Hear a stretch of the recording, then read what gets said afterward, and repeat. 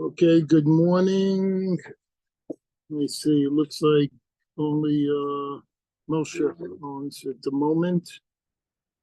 Okay. Moshe, Good can you morning. hear me? Yeah, I hear you loud and clear. Okay, good morning. Good morning. Good Okay. morning. Today we're going to start Nun Zayin Amud Aleph.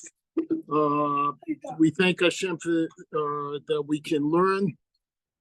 We have to thank Hashem that I can teach.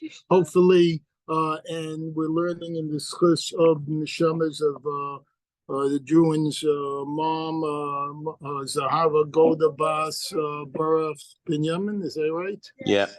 And what's Zevi's name again? Nathaniel Zev Ben Tzion. Anybody else? Neshamas? And the Refuah Shlema for Druin's father, Gedalia Getzel Ben Sipora. Is that it? Yeah. Okay. And anybody else that needs Neshama, and also to bring the Shuyim back from Aza, and let's get started. So at the top of Nun Zayin Amud Aleph, and we have next gen here. All right, after class is the next generation. They're the Talmidei Chachamim. I feel like Rabbi Yehuda is sitting here, and Rabbi Shmuel, we're running this place. Okay, all right. Ahushtara.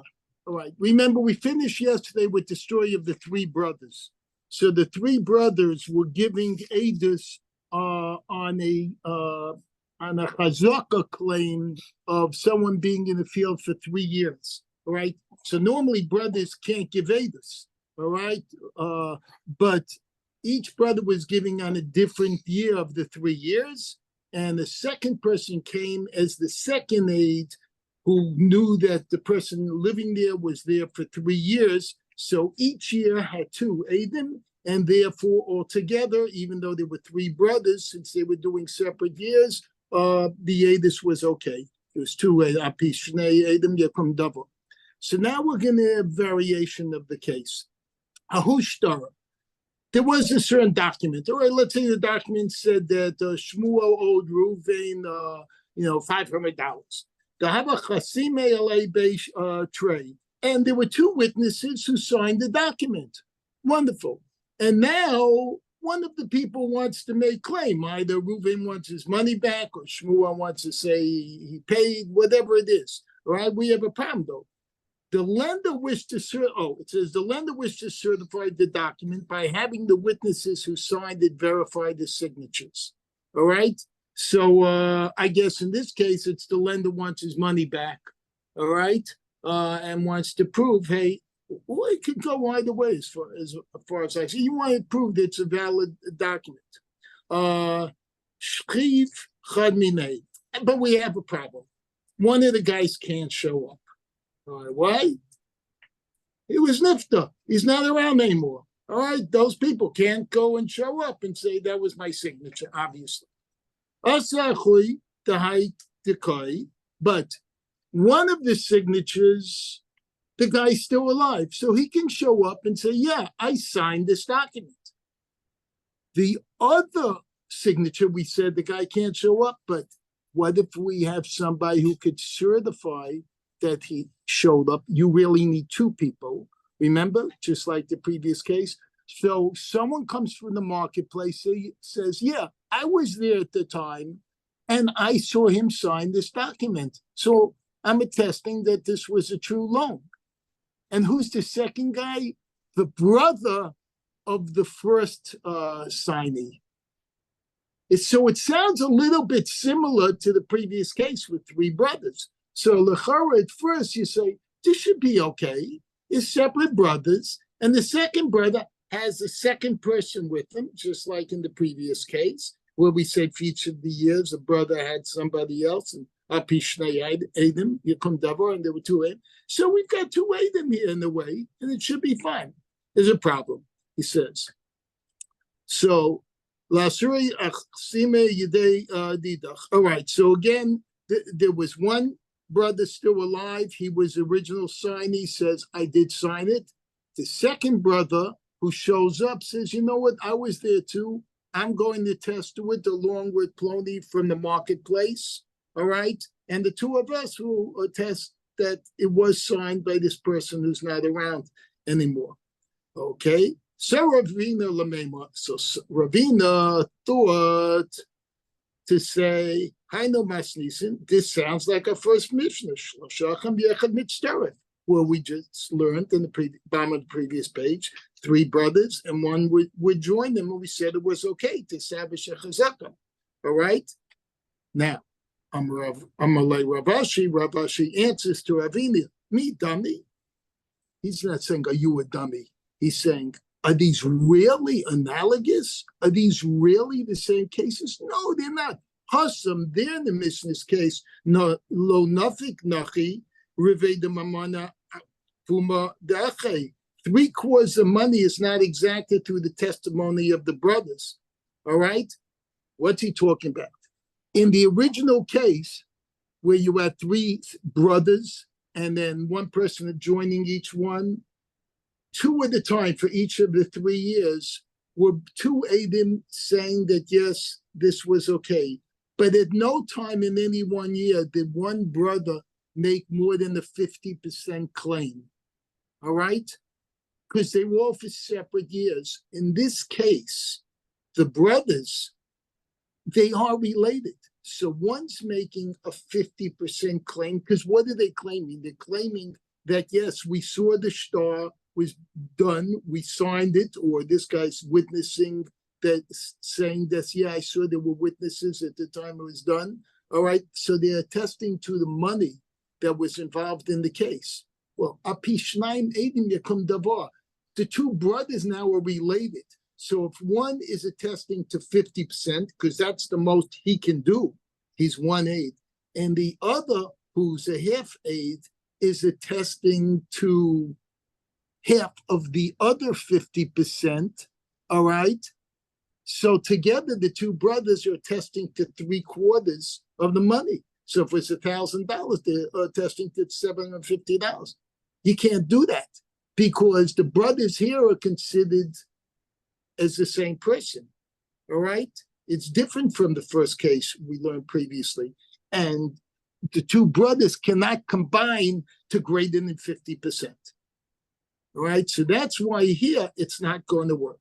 3/4 of money is exacted through the testimony of the brothers, all right? Which in the Mishnah's case, it was only 50% from the brothers. Okay, now we're up to Mishnah's statement. So they're not the same cases. It was a good try, but sorry, no booby prize. Okay, now, let's move on here. So now we're going to change to some. We're going to go, in modern terminology, if someone wants to prove something and have ownership, they have to get a patent. All right, to get patent attorney, they file for a patent, the patent office, and then they end up eventually, hopefully, getting a certificate that says this belongs to them. Nobody else can infringe on their ownership. All right, so what we've been dealing up until now was a chazaka on a property by proof. I've been there for 3 years. I have a document, this, that. Now we're not going to talk on the actual, so to say, property. All right, we're going to talk about a utility. And we have things called a utility patent nowadays. Utility patent, where the guy says, I know this hasn't been invented before, but it was invented for use of something else. I'm now applying that it could be invented for something else. By the way, everyone thinks that Alexander Graham Bell invented the telephone. All right? Actually, he didn't. The microphone was invented before. The receiver was invented before. He came along with a utility concept and said, what if I put the microphone and the receiver together and then, have a set on each side? So Shmuel can speak to Reuven can speak to Shmuel, they can't. And that's how he invented the telephone. All right? Shimon, okay. So now the Mishnah is going to tell us examples of things where you can establish a chazaka. Okay, now we're talking about utilities. And we're also going to tell you about things that won't work. All right? All right. you have a field, and along comes Shimon. Reuven has a field. Along comes Shimon, and he lets his cows graze there. All right, and obviously Reuven's not saying anything. All right, or he places his oven, a millstone or a stove in the courtyard. Again, not permanently. It's not constructed with footers and cement. He just puts it down in the field. All right, or not. Or he brings a whole bunch of chickens and they're running around the field, like in the backyard by you. That's not really true because the chicken by you, that rooster, isn't fenced. All right, but imagine he was something. All right, but imagine loose chickens in your field. All right, but not Ziflo or a guy. Oh my God, he deposits the manure he has that he's going to use for fertilizer in your open field. Ain't a chazaka. All these situations, that's not a chazaka. The fact that you didn't say anything when this guy did this doesn't make it a chazaka. Why? Because he didn't really do anything that's going to be permanent. Right now, you have better things to do in your life than worry about the fact that his chickens are running around in the empty field or he left his cows in. It's not, you know why? As soon as you need that field, because you're going to want to build on it, you're going to go and say, get out. Get out of this field. I have had an empty field up until 2 weeks ago, right next to a house that my daughter lives in. Right? It's 2-story. Not Masha Shahaya, Masha Shiesh. All right? And that field, whoever owned it didn't pay the tax, didn't do anything. It would get overgrown 11 feet, 12 feet. I'd always have to call the city and say, take care of this field. They would illegal dump everything. It's like whoever owned it didn't really care what went on in the field. All of a sudden, my wife calls me and says, something's going on there. So we go over. The whole field is clean. There's rocks all laid out. Yosef Molina, what does that mean? They cleaned the field and they put out rocks there. They're going to build a house. So I come by, I see the workers there. I say, what's going on? He says, we're building a house here now. All of a sudden, now the owner cares. He sold the field or decided he's going to build a house there. All right. So now we're going to see which things actually will have. So far, we said these things don't have a chazaka, even if they're left there for 3 years. All right. And the guy didn't say anything. He says, about asa mechitza lebehemto. But let's say the guy, he made a 10-tefachim fence around where his animal is. Does that sound familiar? It sounds like sukkah, right? For a wall of a sukkah, it has to be 10 tvachim, right? That shows your wall for sukkah. So he's showing, hey, I'm making something here. I'm establishing my ownership here. And he's attempting to make a chazaka on the guy's field, all right? Or those 3 other things he mentioned, the oven, the millstones, the stove, he again also builds this little 10-tefachim fence. Or let's say the guy, we're not talking about field, his friend owned a very large house with all these empty rooms. And he didn't mind that this guy used to live in the back room. Use these rooms anyway. He never gave even though the guy's been there for 3 years, 4 years, 5 years, didn't mean the guy owned the room. He was squatting. He let him stay there. It didn't bother him. All right, if he was going to rent the room or whatever, a family was coming, he'd say, get out of here. I need this room. All right. So, but now this guy who's in that room, he brings those chickens, not in the field, but he brings them all into the house. Now, I think if the guy, your neighbor, brings his rooster and chickens into your house, only one thing's going to happen.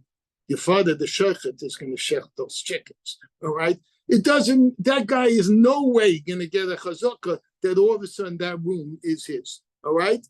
Or another thing, Vasa makam lisvo amak shlosha or gavoa shlosha. Or remember, he dumped his dung there, the manure, for fertilizer. It was just a clump. But now he's dug a trench of 3 tvachim, not 10, just 3 tvachim, kind of so it'll be level off with the ground more or less. or he made a little fence of 3 tefachim because it's not a giant pile, it's just a little pile. All right. Would these all count as a chazaka? Yeah, they all count as a chazaka, meaning a chazaka claim. All right, because he's doing something much more substantial. Maishna Reisha, Maishna Sefer. So the Gemara asks, where 1, 2, 3, 4, 5 lines from the bottom of Nun Zayin Amud Aleph. What's the difference between the 2 cases? Either way, they're your field, and some strangers coming in and deciding to do things in your field. Either he can do it because he has a chazaka. If he's doing it, then you don't say anything for 3 years. Or he can't do it and get a chazaka because he can't. I mean, either way, it's a stranger. You don't want strangers to come into your field and do these things. Or if you don't care, it seems like it's the same case no matter what they do. This the Gemara asks. Maishna Reisha, Maishna Sefer. What's the difference? Surely a person would object either way. All right. So Amar Ula, so Ula says, Kol she'ilo b'nichnesei hagir kana. So Ula's going to give an answer from another place we learn, and hopefully we can apply it there. It says, any proprietary act which is performing the ownerless property of a deceased convert would acquire it. All right. We've learned previously that if there's a ger, somebody who converted to Judaism, he was not married. He didn't get married. He didn't have children. He didn't have relatives, and he passed away. All right. That his land all of a sudden becomes hefker. All right. That's the way the rule is. It's a good reason to get married and have children. All right. Especially if you're here. All right. Stop laughing. All right. All right. So Ula says any act that you do that would show that you have a chazak in that field, so that you've gone over to that field and you did an act to show that all of a sudden you laid claim or stake to that field, all right, this is my gold mine area, all right, he's saying that should apply, according to Ula, to the properties that belong in his friend, meaning another Jew, all right, field. He's saying it should be one and the same. Kol shilo b'nichnesei ger lo kana. Says, but if it's any act, which if you do it in that field of a ger, would not be considered a kinyan, then it wouldn't apply to being considered a kinyan by a Jew's field. This is the opinion of Ula. B'nichnesei chavero lo kana. It would not acquire the property in its fellow's friend. So, the Gemara asks, Maskifla Rav Sheshes. So Rav Sheshes asks a question. Basically, was he doing? He's challenging Ula. I don't really think what you're saying, Ula, is correct. But it's a hard, fast rule that you present. For Araynir, there's an act of plowing a field, but the Benichnesei Hagir Kana, that if you plow the field in the ownerless property of a deceased convert, right, you do acquire it, all right? But that same act, if you did it in your friend's field, who's still alive, your friend who's a Jewish person, you're not konet. It's not a chazaka for you. So we have a rule that contradicts what you said, Ula. So it doesn't fly here. In Peoria, but not here. All right, doesn't acquire it. Okay. It gives another example. And there's also the consumption of the field's produce. If you go into your friend's field, you've been there for 3 years, and you're eating all his grapes as much as you can eat. You're eating fruit, vegetables. He's eating the parents of the field. All right, guess what? He's not acquiring the field because he's going there and eating it. It's like during Shemitah year, when people can go in and grab the fruit or the produce that's still left there, all right, and eat it. That doesn't mean they all of a sudden own that field. It just means that they're allowed to eat in that field. So the fact that his friend went and he has been eating in the Jewish person's field doesn't mean he was acquired. And in regard to ownerless property, does not serve to acquire it. guess what? It also doesn't apply to the gear. So the first time he gave an example where it applied to the gear's fields, but not to the Jew's field. Now he gives an example where doing something doesn't apply to either field. He's trying to say that what Ula said, just because it's in one, it's in the other, doesn't necessarily make the rule. Obviously, the criteria for acquiring a gear's property who's passed on and establishing chazaka isn't identical with that of establishing the property. That's a tough word. Establishing the property of a Jew. Still. So now we've got a third opinion. So was Rav Nachman saying the same as Rav Abuha, top of Nun Zayin Amid Beis, 55, they're doing good. We're not dealing about just a guy's field and a stranger. Up until now, we've made an assumption. All right? And you don't assume things. We've assumed that one man owned the field, and we're talking about a stranger who came in the field. That's not what we're dealing with. We're dealing about these are two partners. And the field we're talking about is owned by both partners. All right? So let's assume that that house that they're building next door to my daughter's house, which I just mentioned, this my daughter here, my other daughter, is going to be a duplex. All right? And the people who buy it will buy it like condo owners. They will be partners in the property. The land that's in front of the duplex, all right, they will both be properties in. They will both be partners in that property. So they might have a lot of concern about what goes on in that land because they want it to look nice, even though they live in separate houses. So partners who own the same property, all right, that's what we're dealing with. Right.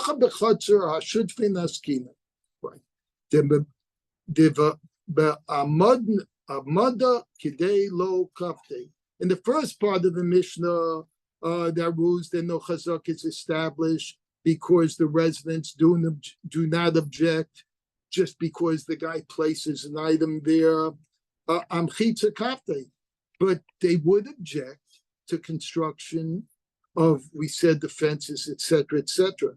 So the second part of the Mishnah rules that the residents' walls, if one of the residents walls off part of the courtyard, there's no protest from the residents for 3 years, he's established a chazak in that part of the courtyard.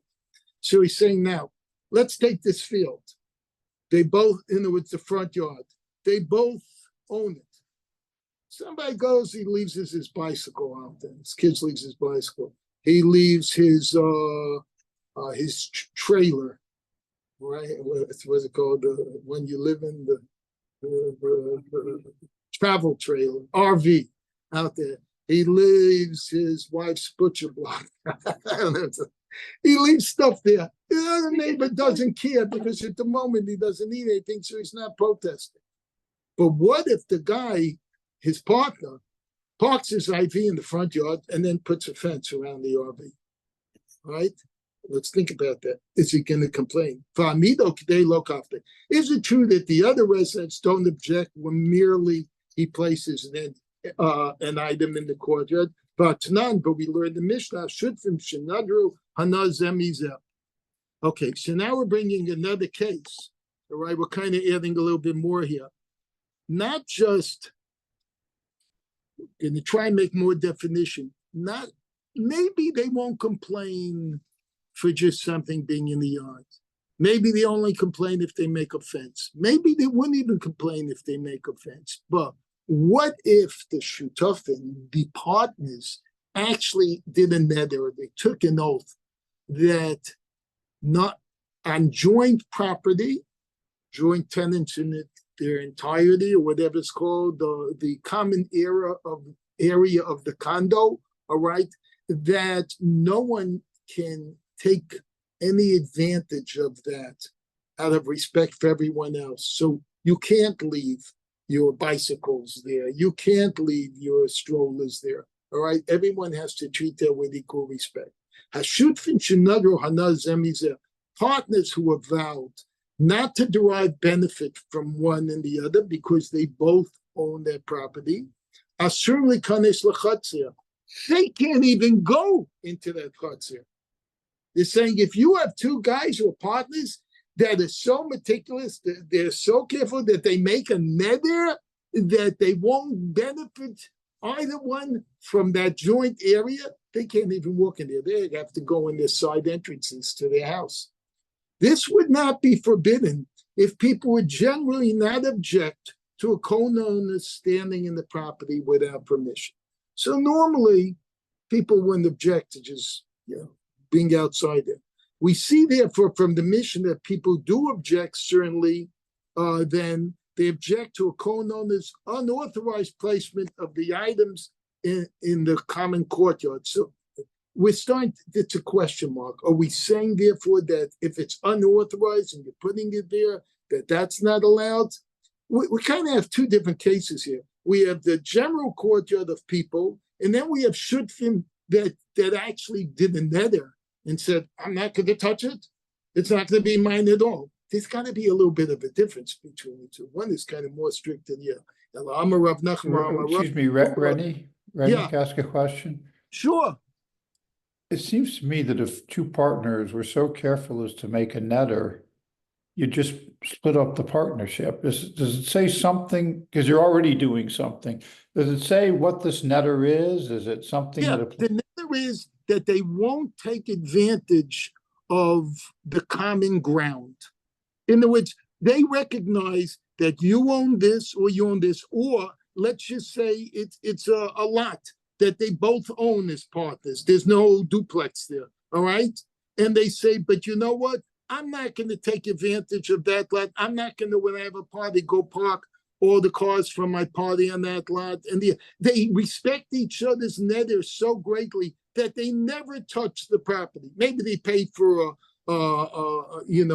lawnmower service, to clean the lots and always keep, but they don't take advantage. If you hold on a second, the next paragraph, the Gemara is going to show you the difference between the neder and when it's not a neder. All right. Okay. But you're on track of that there is a difference. All right. You with me? Okay. You see, if you still have the question, you ask it. Thank you. All right. Allah Amar Rav Nachman Amar Rav Avua. So Rav Nachman said, name of Rav Avua. Answer number one is, you know what, we're dealing with the backyards, not the front yards.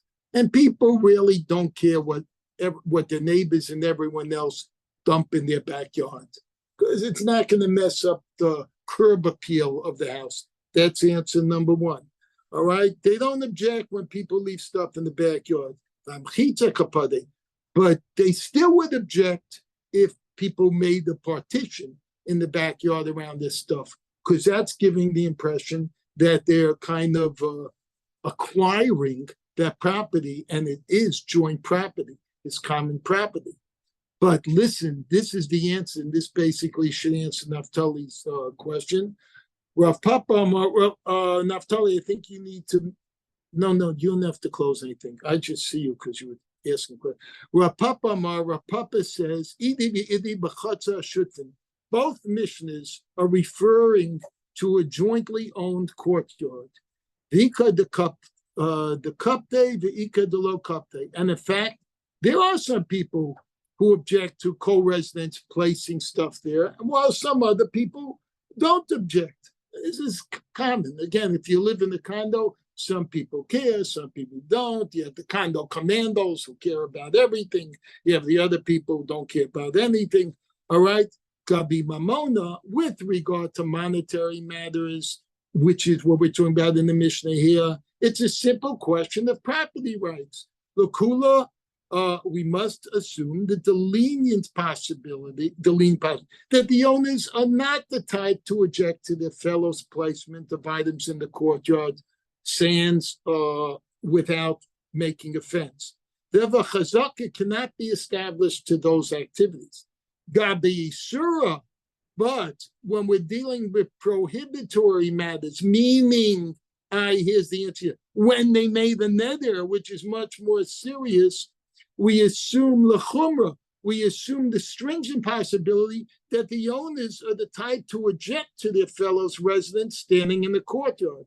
We cannot allow either vowing partner to enter the courtyard, for he might thereby be in violation of his vow. So we don't want this guy to, I mean, he doesn't have a Taurus Nadarim. He was in front of, this is by Rosh Hashanah time. He hasn't, done an avowment of his vows, annulment of his vows. So we be very meticulous there then. So they're trying to differentiate the cases. All right. Now, Ravina gives a third answer, all right, to the difference between the two Mishnahs. Ravina Amar, he says, you know what? People really don't object when someone leaves stuff in their courtyard as long as they didn't erect a partition for money.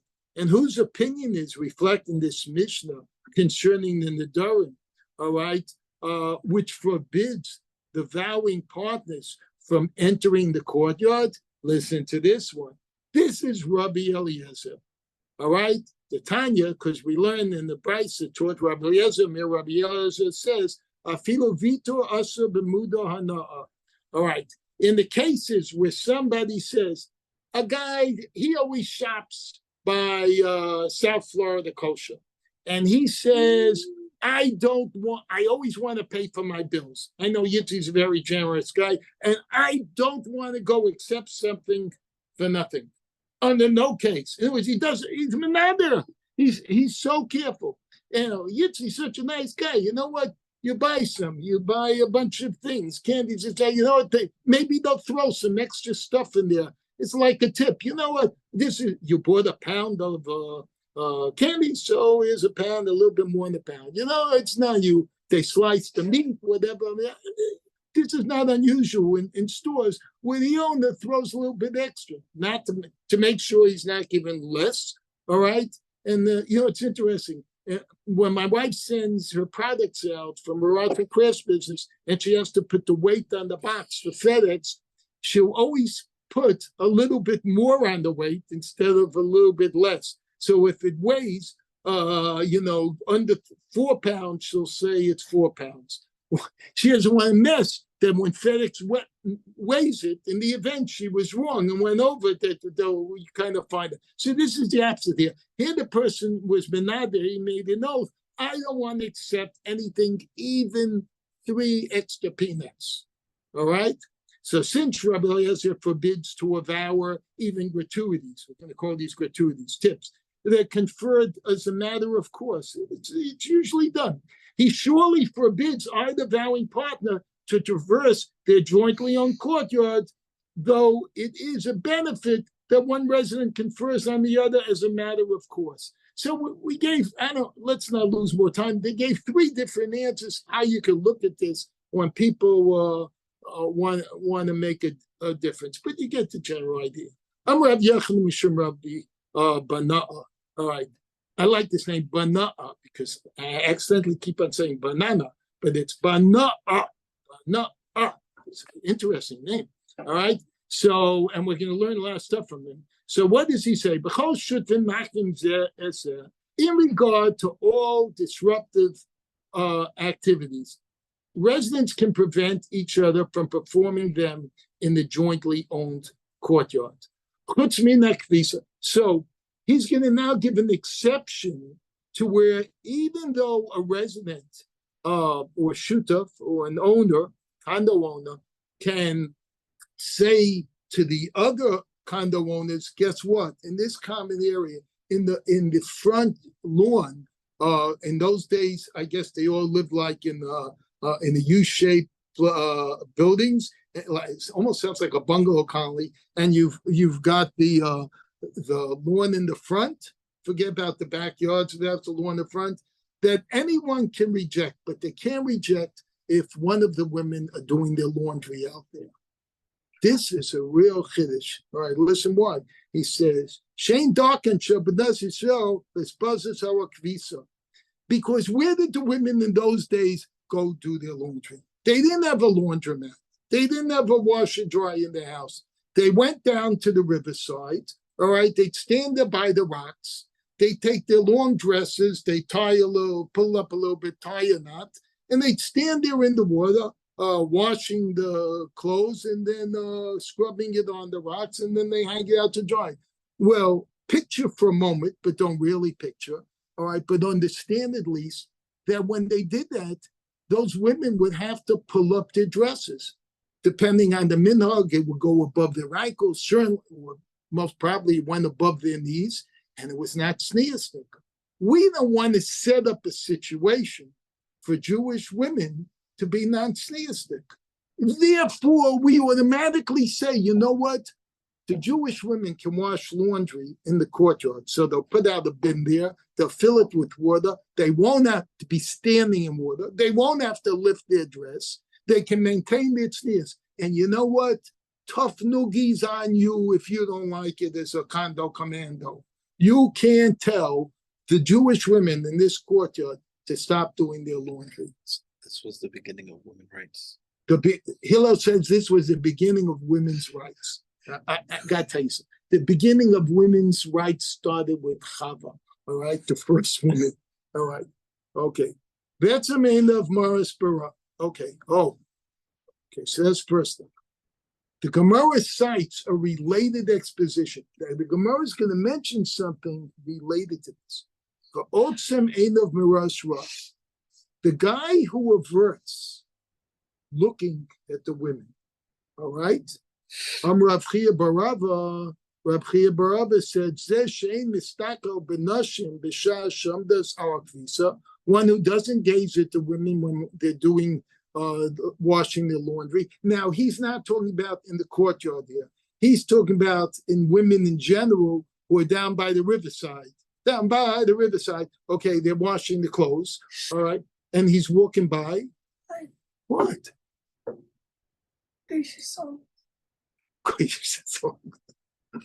All right. So what is the case? Dummy. What's the circumstance, dummy? All right.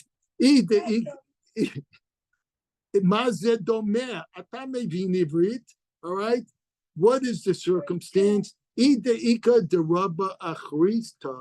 there is an alternative route, if this guy could have walked another route, he wants to go from his house to town. He's walking down by the riverside, all right? And it's saying if he averts his eyes from looking at the women there because they're not sneastic from their legs down, all right, that it's a good guy, you know? But he said, wait a minute. Why did he have to go that way? Why didn't he just take the high road, right? I'll take you shorter, take the high road and I'll take the lower road. The shorter, longer way. So longer way, okay. If there is an alternative route, Russia, then if he didn't go the alternative route, he should be considered a Russia. Because he's doing the wrong thing. He's going down to look at the women. No, so, even if he doesn't look. Even if Hillel says even if he doesn't look. You mean he looks like this? No, he covers his eyes because he's putting himself in a position. That's what it says. Even if he averts his gaze, why? Because he's deliberately putting himself in this situation where he can be tempted to sin. By the way, I don't know if anyone here listens. I love listening every day to this WhatsApp thing called Vayama'in. Does anyone listen to that? It's excellent. And every day it comes out with a different Rav giving a 2-minute or so Dvar Torah on not looking at things you're not supposed to look at. It's called V'yima'in, that he didn't look, from the story of Yosef. Excellent. You know, if anyone wants you, ask me, I'll tell you how to get that. If there is another route, guys, you're talking will be picked up by this. On this route, all right? If there isn't another route, all right, and he can only go by route of the waterway, all right, don't make the bell go off, sit down, please pay attention, all right, or you miss what we're learning at the end here. Then he's forced by circumstances to see the women, but it's on this, he was forced, he had no other way, on this Rahman Apate. So he shouldn't be considered a Russia evil because he had no other choice. But Yolam, the like a dark Achrina. Actually, the case is one where there is no alternative route. All right, that's what he's saying. Guess what? The only way he could have gone was down by the riverside. Nevertheless, he should do his best to avert his gaze. All right, that's what he's saying. Bamine Rabbi Yochanan, mi Rabbi Bana. All right, so having mentioned and learned that story of being very careful about looking at things, let's learn another important way. I'm sorry? So on the way to shul, you're supposed to take as many shortcuts as you can, right? So what if We're not talking about shortcuts. We're talking about if on the way to shul, you would be passing something that without a question is not sneezed, all right, then you should go another way. it's that way, it's a shortcut, it's faster. We're saying, yeah. Yeah. Well, that's the oldest Hillel says there's a long and short way, the short and long way. All right. The point is not to put ourselves in it. Okay. That's why what's interesting in our neighborhood, because there's so many from families, you have all these fences that have added on the extra footage above where they're put. So you can't, when you walk by, see actually into the pool area, even though the fence is only 5 or 6 feet tall. I think they won that in City Hall that they wanted to stop it. When you go by all the fences, no, Yosef, and they put the like fake grass, the fence was only allowed to go so feet, and then they raised it to 8 feet for sneeze. The city wanted to take that down and say you're not allowed to do it. So they fought it. I don't know if it's still an argument or they won it, but I've seen a lot of those around. So now we're going still with Bana'a, Rabbana'a, because he said such important. Let's see something else we can learn from. Bamine Rabbi Yochanan Rabbi Bana'a. So Rabbi Yochanan required Rabbi Bana'a. Cholak shel Talmid Chacham Ketzad. How should a Talmid Chacham dress? You told me how Erlich Yitch should look and not look. How should now? That's a verb. Now we're using it as an adjective. How should he look? How should his undershirt be? How long? How should his cloak be? How long? So he says, Kol Shem B'Sar Nera Mitachta. Talmid Chacham, in those days, he wear long like a nightshirt, all the way down to his toes, almost touching the ground. All right? That's how tzniistic he was. That was a sign of a Talmid Chacham. Wait, so that's question number 2. Talis, the cloak. Shel Talmid Chacham Ketzad. How long should the cloak, the overgarment be? Kol shein chaluko nira mitachta tefach. It should go within the tefach, within the foot of the length of the undercoat. So basically down to the ankles, right? But we wear pants nowadays. In those days, they didn't have pants. I mean, in those days, we learned they could go to the bathroom right there, standing there outside, just from standing in their nightshirt, all right? All right, so we learned how Talmid Chacham would look. Now, let's learn something else from Rav Bana'a. Shulchan shel Talmid Chacham Ketzad. What should the table look like that he eats at? Now, you have to understand their tables were different from ours.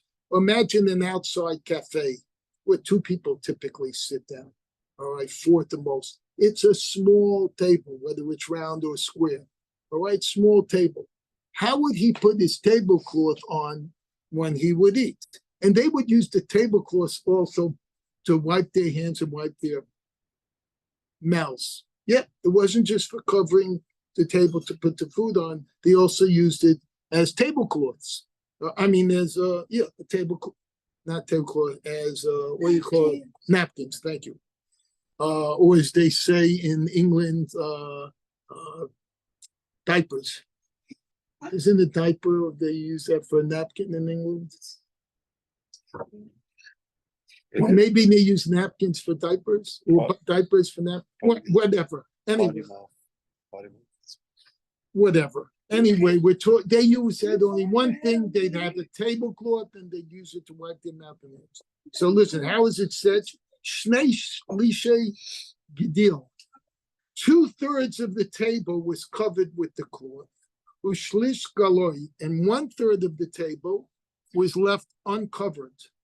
Valav karas v'yerek, and when they bring out, or he bring out the dishes, the chulin pot, the vegetables, the bread, he would put it on the third uncovered part. All right, so that then he could take the food that he eat neatly, put it on the plate in front of him, and eat. All right, and furthermore, tabato mi bachutz, they used to have a ring on the tablecloth. Maybe he had more than one ring, but at least one ring. He said, what was the ring for? The ring was when they finished washing the tablecloths, because these tablecloths obviously would get dirty after the meals, especially if they used them as a napkin also, all right? They would wash it and they'd hang it up by the ring on the hook. So they all had rings, all right? Banaz said, so the ring would be on the outside of the table. In other words, I guess there's a choice. You can have it on the outside of the table, the ring, or you could keep it inside the table. I'm not sure how to picture this, but there was a difference. So he said, so it's going to be challenged. He says, Vahatanya, then we learn the Brisa, Taba told me bifnim. Apparently, some Brisa says the ring was on the inside. So how does Rabbanah say the ring is on the outside? And in the Brisa, we learn the ring is on the inside. The Gemara offers a resolution to this. Lo kasha, it's not a question at all. It's going to give several answers. Hadika Yanuka, one statement, there's a kid there, all right, a kid at the table. And what's a kid going to do if there's a ring in front of him? He's going to start playing with the ring, all right? And before you know it, he's going to pull the tablecloth down and all the food is going to come down with it, all right? So if there's a kid there, you put the ring on the outside so that the kid won't play with the ring. But in the place where it's saying the ring's on the outside, which is what Panah said, there was no child present, all right? Excuse me. So one answer is child present. And in other words, and where there is no child present, it's on the outside. That's answer number one. Another answer is that the ring is on the inside where there's no child present, so that the waiter who walks around, who's kind of in a hurry, always serving, all right, won't accidentally get hooked on the ring with his belt or something, or his keys, and pull the table off. So it's a question, who's going to pull the tablecloth off by accident? Is it going to be the child or the waiter? If there's a kid present, all right, don't have put the ring on the outside. If there's no kid present, all right, you can leave it on the inside. If there's no kid and there's a waiter, put it on the inside. If there is, you know what? Look in the Gemara and you follow it, or just listen. All right, let me go over again. Okay, you listen. Oh, you even have pictures. Ah, you have the pictures there. All right. The second resolution. I told you, you should be sitting here. Tomorrow, you're sitting right here. Here's the Chaim. Shema. Tomorrow, Rennie, could you hold up the picture? Someone, you want bring the picture here. It's a picture of a rectangular table with the tablecloth. Hold on one moment. Thank you. Courtesy of the Koran. Yes, they can see it. They can see it. Covered with cloth. I don't know if you can see is the rings on there? Yeah, it's on the bottom. Okay. Okay. Oh yeah. So the ring, you see the ring there? It's right at the end of the tail. Okay. You're shaking it around. What? You're shaking it. I know, I can't help it. Okay. All right. So when there's no jump below kasha, they'll give Shama. This is the statement that Bana'a says when there's no way to serving. So he's saying there's no way to serving. I forgot what he said already. It's getting me all confused. Anyway, you get the idea. You can review it on the inside when there's no waiter. If there's no waiter, why do you need on the inside? You can have on the outside. The waiter's not going to get touch it anyway.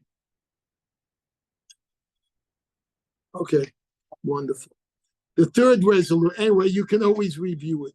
Ibais Ema, or if you prefer, Havahad Deika Shama. Both statements refer to where there is a waiver, below Kasha, and it's still no difficulty. Just lost this. Hold on a second. I hit something. Hold on. No, it jumped on me. While you're looking, There's not- One second. while you're looking, Hillel, can you hear me? Sure, here. Would it be possible for you to take a photo of that drawing and put it on the 530 Warriors? Thank you. Ibais Ema. You don't have to do it now, sometime today if you would. Thank you. Okay, third resolution, Ibais Ema, or you could say, Habahadika Shama, both statements are where there is a waiter below Kasha and there's no difficulty. One is by day, one is by night. So in the daytime, the waiter would see the ring. All right, so you could keep the ring on the outside. But at night, when the waiter's walking around, he might not see the ring, so therefore keep the ring on the inside. So again, it just depends, day or night, child or not child, and all these possible answers. So in contrast to this, how is the table of the Amaretz look? We show Amaretz, Dome, all right? And how's that look? Let's just answer this at the top of Nun Ches. Lemeduro, Kiteras, Makifas, Osa. It looks like a cooking fire with pots all around it. So he just dumps the chulin pot right in the center. It's like a bonfire and surrounds all the pots around it. It doesn't have the ehrlichkeit. It doesn't have the decency, the neatness of the way a Talmid Chacham sets the table. Rabbanah continues his description of the accoutrements of a Torah scholar, just another minute or two. He says, Mita shel Talmidei Chachamim Ketzad. How's the bed look of a Talmid Chacham? Kol sheina tachtav, ela sanglin b'yamasa chama, u'minalim b'yamasa geshamin. So Talmid Chacham, all right, his cot only has sandals under it in the summertime, and in the rainy season he has his galoshes or boots or whatever he wants, not open sandals. All right. Show Amaretz, but in Amaretz, what's under his bed? Just look under any teenager's bed. It's a whole balagan. It looks like he stored everything that you could possibly put in the closet. Dama la'otza balloon. Looks like a jumbled storeroom. Okay. Let's stop now because the next thing is a whole new issue, which is really interesting about making boundaries around grave sites. Still Rabbanah. So we'll continue. Thank you, Rennie. Have a great day. You too. Continue tomorrow. Everybody, please close your thing on leave. The rabbi requested. Make sure you hit leave.